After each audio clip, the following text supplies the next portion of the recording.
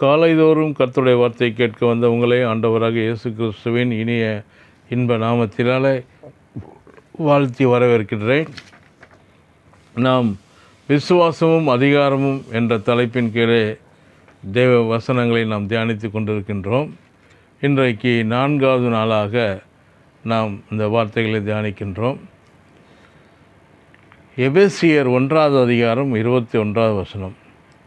அவரை உன்னதங்களில் உட்கார செய்தார். அவரை உன்னதங்களில் உட்கார செய்தார் என்பது புதிய காரியமல்ல. அவர் காலகாலமாய் உன்னதங்களிலே இருப்பவர்தான். அவரை எல்லாவற்றுக்கும் மேலாக உயர்ந்திருக்க பண்ணினார் என்பது அவருக்கு அவசியமில்லை. அவர் காலகாலமாய் உயர்ந்த நிலையில் இருந்து வருகிறவர் தான். எல்லாவற்றையும் அவருடைய பாதங்களுக்கு கீழ்ப்படுத்தினார் என்று வேதம் சொல்லுகிறது. எபேசியர் 1ஆம் அதிகாரம் 22வது வசனம். அவருக்கு அவசியமில்லை. அவர்தான் எல்லாவற்றையும் சிருஷ்டித்தவர். எல்லாம் அவருக்கு கீழ்ப்பட்டு தான் இருக்கிறது. ஆகவே இதெல்லாம் யாருக்காக செய்யப்பட்டது? இவைகள் எல்லாமே நமக்காகத்தான். நம்முடைய ஸ்தானத்திலே அவர் இந்த அதிகாரத்தையும் கனத்தையும் மரியாதையும் உயர்வையும் பெற்றுக்கொண்டார். ஆகவே எபேசியர் 1ஆம் அதிகாரம் 23ஆம் அதிகாரத்தில் சபைக்கு அவரை எல்லாவற்றிற்கும் மேலாக தலையாக தந்தளினார் என்று பவுல் கூறுகின்றார். நம் சபை, அவர் சபைக்கு தலையாய்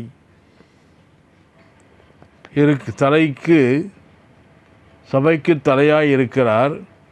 எப்படி எல்லாவற்றிற்கும் மேலாக உயர்த்தப்பட்டு அதிகாரத்தையும் மகிமையும் கனத்தையும் உடையவராய் இருக்கிறாரோ, அதே போல அவருடைய சரீரமான சபையும் எல்லாவற்றிற்கும் மேலாக உயர்த்தப்பட்டு அதிகாரத்தையும் மகிமையும் கனத்தையும் பெற்ற சபையாய் இருந்தது.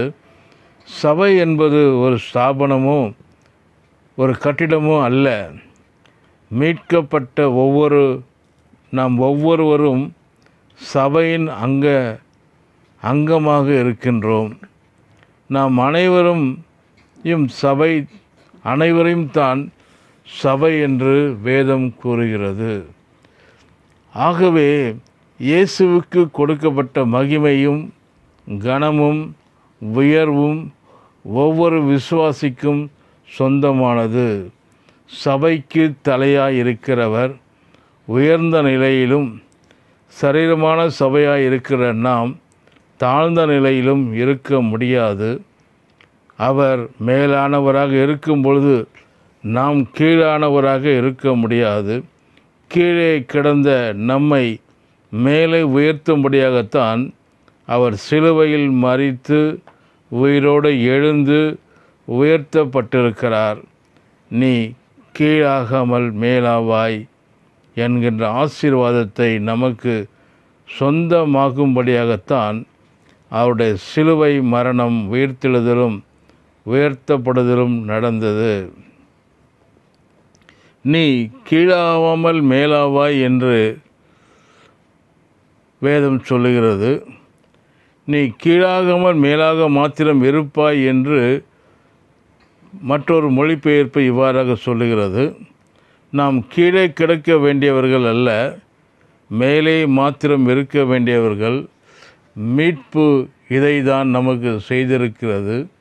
ஆகவே இயேசு மகிமையினாலும் கனத்தினாலும் முடிசூட்டப்பட்ட போது உண்மையாகவே நாம் தான் மகிமையினாலும் கனத்தினாலும் முடிசூடப்பட்டோம். நமக்குத்தான் அது தேவையாய் இருந்தது. ஆகவே நமக்குத்தான் அது செய்யப்பட்டது. வார்த்தையை கேட்ட அந்த உங்களை கர்த்தர் தாமே ஆசீர்வதிப்பாராக.